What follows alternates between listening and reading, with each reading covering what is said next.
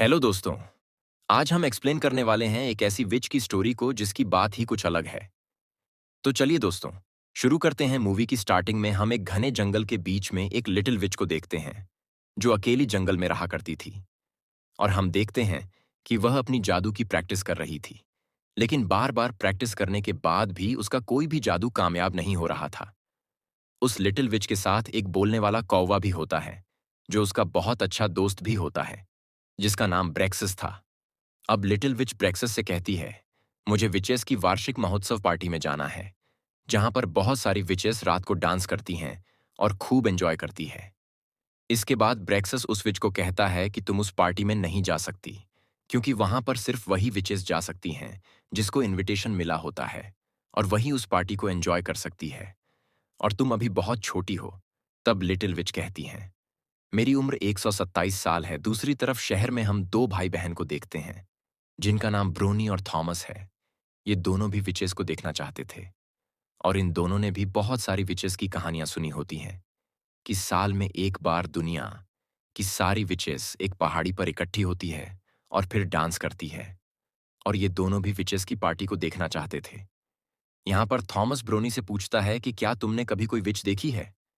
इसके बाद scene shift होकर लिटिल विच को दिखाया जाता है, जो रात होने पर ब्रेक्सिस से छुपते हुए दबे पांव अपनी जादुई झाड़ू को उठाकर वहां से विचेस के एनुअल फंक्शन में जाने के लिए निकल जाती है। और कुछ ही देर में वह उसी पहाड़ी पर पहुंच जाती है जहां पर सभी विचेस पार्टी कर रही थी। अब वह सोच रही थी कि मुझे कुछ भी करके इस पार्टी को ज्वाइन करना है, लेकिन कोई उसे पहचान ना ले। इसीलिए वह दबे पांव पार्टी में घुस जाती है। लेकिन तभी उसे एक ओल्ड विच, जिसका नाम रपुंजल था, वो उसे पहचान लेती है। फिर वह सभी को बताती है कि आज हमारे इस सेलिब्रेशन में एक नई मेहमान आई है। तभी लिटिल विच कहती हैं कि मैं भी अब बड़ी हो चुकी हूं। इसके बाद उससे सब उसकी उम्र पूछने लगती हैं। उसके बाद सभी बचेस कहती हैं कि तुम अभी बहुत छोटी हो, लेकिन तुमसे बहुत अच्छी खुशबू आ रही है, और तुम्हारे चेहरे पर अभी झुर्रियां भी नहीं पड़ी है, और तुम्हें यह तो पता ही होगा कि यहां पर बिना निमंत्रण के आना सख्त मना है। तब लिटिल विच उनसे कहती है कि मैं भी आप लोगों जैसी बनना चाहती हूँ, और इसके लिए आप सब जैसा कहेंगे मैं वैसा करने के लिए तैयार हूँ। मैं बहुत अकेला फील करती हूँ, इसलिए मैं आप लोगों के साथ रहना चाहती हूँ। तब ओल्ड विच रपुंजल उसे एक जादुई किताब देती है जिसमें कई सारे मंत्र लिखे होते हैं। वह लिटिल विच से कहती है कि एक साल के अंदर इन सभी मंत्रों को तुम्हें याद कर करना होगा, और जब अगले साल इसी रात को जब यहाँ पर पार्टी होगी, तब तक तुमने सारे मंत्रों को याद करके उनको सही से इस्तेमाल करना सीख लिया, तो उसके बाद हम तुम्हें इस पार्टी में शामिल कर लेंगे। और अगर तुम ऐसा नहीं कर पाई, तो तुम कभी भी इस पार्टी में शामिल नहीं हो पाओगी। लेकिन अभी तुम बिना इनविटेशन के हमारी पार्टी में आई हो, इसलिए तुम्हें इसकी सजा मिलेगी। अब कुछ विचेस कहने लगी कि हमें इसके बाल जला देने चाहिए, लेकिन ओल्ड विच लिटिल विच की जादुई झाड़ू ले लेती है और फिर उसे जला देती है। और अब उसके पास एक भारी भरकम जादुई मंत्रों की किताब थी। अब लिटिल विच के पास वापस जाने के लिए उसकी जादुई झाड़ू भी नहीं होती है। इस वजह से उसे वापस जाने के लिए 3 दिन का सफर तय करना पड़ता है। अब घर पहुंचकर वो अपने जादुई कौवे एब्रेक्सिस को बताती हैं कि वहां पर सभी विचेस पार्टी को फुल एंजॉय कर रही थी, लेकिन एक ओल्ड विच ने मेरी जादुई झाड़ू जला दी। इतना कहकर वो एक कागज पर उस ओल्ड विच का चेहरा बनाती हैं, जो दिखने में भयानक लग रहा है। लिटिल विच एब्रेक्सिस से कहती है कि एक दिन मैं उस ओल्ड विच का ऐसा हाल कर दूंगी। इसके बाद लिटिल विच उस जादुई किताब को खोलती है और मंत्रों को पढ़ना शुरू करती है, लेकिन यह मंत्र याद रख पाना उसके लिए बहुत मुश्किल थे। वो उनको सही से बोल भी नहीं पा रही थी, फिर भी वह लगातार कोशिश कर रही थी। अब अगले दिन लिटिल विच अपने लिए एक नई झाड़ू लेने के लिए मार्केट जाती है, जहां वो एक झाड़ू की दुकान पर जाती है और फिर अपने लिए झाड़ू खरीदती है। तभी वो देखती है कि थॉमस अपनी बहन ब्रोनी के साथ एक कैंडीज की दुकान पर उदास खड़े हैं, क्योंकि उनके पास कैंडीज खरीदने के लिए पैसे नहीं हैं। और जब ब्रोनी अपनी जेब में हाथ डालती है, तो उसकी जेब से एक कैंडी निकलती है। यह देखकर ब्रोनी हैरान हो जाती है कि आखिर मेरी जेब में यह कैंडी आई कहां से। दरअसल लिटिल विच ने अपने जादू से ब्रोनी की जेब में उस कैंडी को डाल दिया था। तभी हम देखते हैं एक छोटी लड़की जो कागज के बने हुए फूल बेच रही थी, लेकिन उसके फूलों को कोई नहीं खरीद रहा था। उसे उदास देखकर लिटिल विच उसके पास जाती हैं और उसके फूलों को असली बना देती है, और जिसकी खुशबू की वजह से सभी लोग उन फूलों को खरीदने लगते हैं और कुछ ही देर में उसके सभी फूल बिक जाते हैं। अब वो लड़की बहुत खुश हो जाती है। यहाँ पर हमें पता चलता है कि लिटिल विच एक बहुत ही अच्छी विच है, जो हमेशा दूसरों मदद करती है। इसके बाद लिटिल विच अपनी नई जादुई झाड़ू पर उड़ते हुए अपने घर आ जाती है। अब अगली सुबह हम देखते हैं कि थॉमस और ब्रोनी अपने घर वापस जाते समय रास्ता भटक जाते हैं और उसी जंगल में वो दोनों लिटिल विच के घर पहुंच जाते हैं। और जब वो लिटिल विच को वहां पर देखते हैं, तो वो तुरंत लिटिल विच को पहचान लेते हैं। लिटिल विच को भी वो दोनों बहुत पसंद थे। अब वो दोनों को अंदर आने के लिए कहती है और उन्हें बहुत सी अच्छी अच्छी चीजें खाने के लिए देती हैं। लेकिन तभी उन दोनों को लिटिल विच पर शक होता है।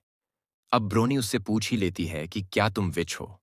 इस पर थॉमस ब्रोनी को कहता है कि तुम्हें ऐसा नहीं बोलना चाहिए था, जिसके बाद लिटिल विच उन्हें अपना जादू दिखाती है, जिसे देखकर वो दोनों बहुत खुश हो जाते हैं और जैसा जादू वो करने के लिए कहते हैं, लिटिल विच भी उन्हें वैसा ही जादू करके दिखाती है।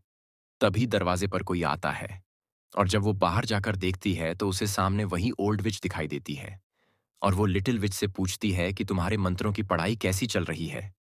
तब लिटिल विच उससे कहती है कि मैंने अभी तक कोई भी मंत्र याद नहीं किया।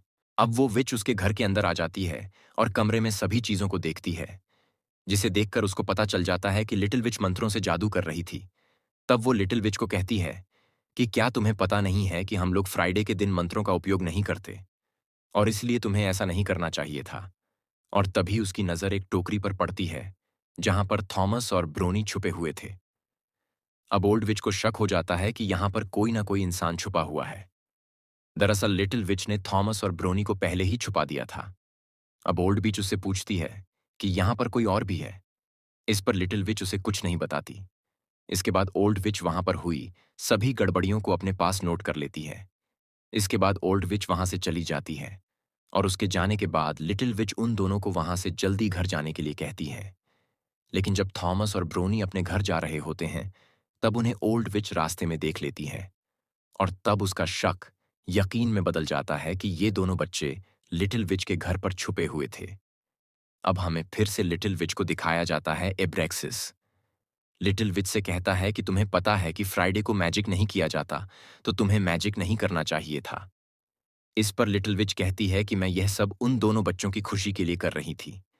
अब बहुत महीने बीत जाते हैं और लिटिल विच लगातार जादुई मंत्रों को सीखने की प्रैक्टिस कर रही थी। अब सर्दियां का मौसम भी आ जाती है। एक दिन जब लिटिल विच शहर में जाती है, तो वो देखती है कि वहां पर दो बच्चों को कुछ शैतान बच्चे परेशान कर रहे हैं।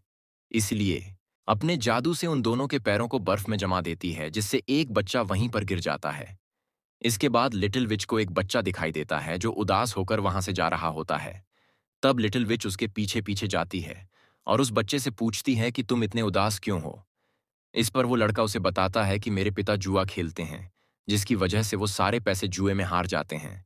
इसके बाद लिटिल विच उसी जगह पर पहुंच जाती है जहां पर सब लोग जुआ खेल रहे थे, जहां पर एक बॉल से कुछ बोतल को गिराया जाता था। लेकिन लिटिल विच अपने जादू का इस्तेमाल करके उस बॉल से वहां के वुडन फ्लोर को तोड़ देती है, जिसकी वजह से उस बच्चे के पिता और उसके दोस्तों को वहां से निकाल दिया जाता है और उनको हमेशा के लिए बैन कर दिया जाता है, जिसकी वजह से अब ये दोबारा यहां पर नहीं आ सकते थे। जब वो व्यक्ति अपने बेटे के पास वापस जाता है, तब उसे महसूस होता है कि उसे जुआ नहीं खेलना चाहिए था और अपने बेटे को भी नहीं डांटना चाहिए था। वहीं दूसरी तरफ हमें ओल्ड विच को दिखाया जाता है, जो छुपकर लिटिल विच पर नजर रख रही होती है और वह सब कुछ नोट करती है कि यह सब कुछ लिटिल विच ही कर रही है। और अब कुछ दिन बाद ओल्ड विच फिर से लिटिल विच से मिलने उसके घर पर जाती है और लिटिल विच को आने वाले एनुअल फंक्शन के लिए इनविटेशन देती है। साथ में उसे याद दिलाती है कि तुम्हें वहां पर सभी मंत्रों को इस्तेमाल करके भी दिखाना है। तब लिटिल विच उसको बताती है कि मैंने पूरा साल इसके लिए तैयारी की है और आज रात को मैं उस जगह पर आऊंगी और एनुअल फंक्शन से पहले मैं सबको साबित कर दूंगी कि मैंने सब कुछ सीख लिया है।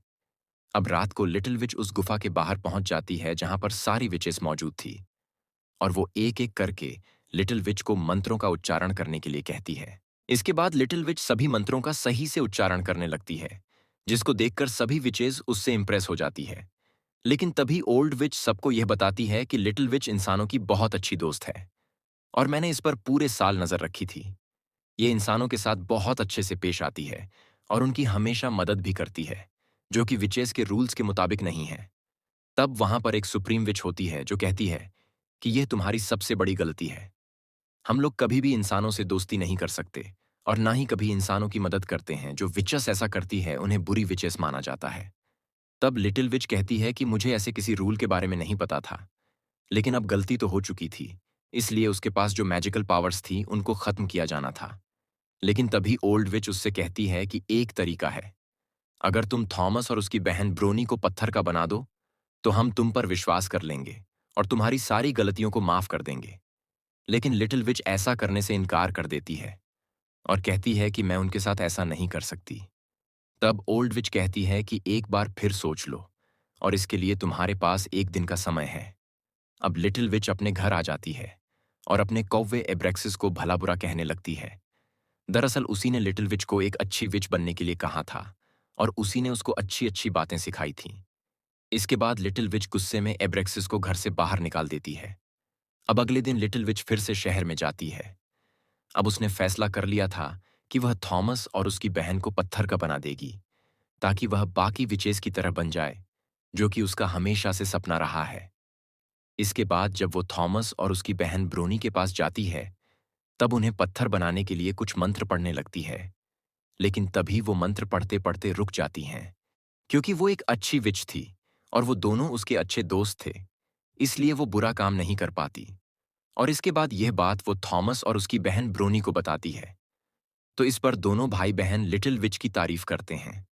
इसके बाद लिटिल विच उन दोनों के इर्द गिर्द एक सुरक्षा घेरा बना देती है ताकि कोई भी इन दोनों को नुकसान ना पहुंचा सके, क्योंकि लिटिल विच जानती थी कि ओल्ड विच इन्हें नुकसान पहुंचा सकती है। जिसके बाद लिटिल विच वहां से जाने लगती है।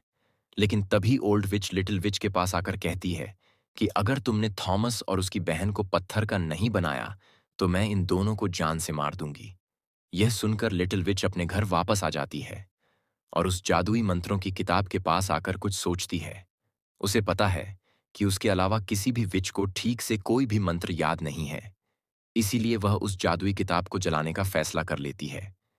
इसके बाद लिटिल विच फिर से उस किताब के सभी मंत्रों को अच्छे से याद कर लेती है और उस किताब को लेकर एनुअल फंक्शन वाली जगह पर पहुंच जाती है। वहां पर जाकर लिटिल विच कुछ मंत्रों का उच्चारण करती है। अब सभी विचेस उसको देख रही होती है। लिटिल विच के मंत्रों के उच्चारण के बाद दुनिया की सभी विचेस की जादुई किताबें लिटिल विच के पास आ जाती हैं और इसके बाद लिटिल विच सबको जलाना चाहती है। लेकिन लिटिल विच अपने साथ माचिस लाना भूल गई थी। अब वो उन किताबों को जलाने के लिए मंत्रों का उच्चारण करती हैं, लेकिन लिटिल विच भी मंत्र भूलने लगी थी। अब सभी विचेस उसको रोकने की पूरी कोशिश कर रही थी। तब तक लिटिल विच सुप्रीम विच को मेंढक बना देती है और जिसे देखकर ओल्ड विच वहां से भाग जाती है। इसके बाद लिटिल विच वहां पर मौजूद सभी विचेस को भी मेंढक बना चुकी थी। अब लिटिल विच का कौवा एब्रेक्सिस भी वहां आ जाता है और उसके पास माचिस होती है। एब्रेक्सिस को पता था कि लिटिल विच माचिस घर पर भूल गई है। अब एब्रेक्सिस को देखकर लिटिल विच को अपनी गलतियों का एहसास हो जाता है। तभी लिटिल विच देखती है कि ओल्ड विच जादुई किताब को लेकर वहां से भाग रही होती है। तब वो ओल्ड विच के पास जाकर एक मंत्र पढ़ना शुरू करती है, जिसके बाद ओल्ड विच बहुत ही ज्यादा बदसूरत हो जाती है। अब लिटिल विच ने अपना बदला ले लिया था। जैसा उसने ओल्ड विच के लिए सोच रखा था, बिल्कुल वैसा ही किया। इसके बाद में वो सभी वीचेस की जादुई झाड़ू और सभी जादुई किताबों को जला देती है और पूरी रात अपने कौवे के साथ डांस करती है। अब लिटिल विच ने सभी विचेस की जादुई किताबों और जादुई झाड़ू को जला दिया था, जिसका मतलब ये है कि अब सभी बुरी विचेस का खात्मा हो चुका था। अगली सुबह लिटिल विच अपने घर आ जाती है और एब्रेक्सिस को भी मंत्रों की प्रैक्टिस करवाना शुरू कर देती है ताकि वो भी उसकी तरह जादू से सबकी मदद कर सके। और इसी के साथ मूवी यहीं पर खत्म हो जाती है।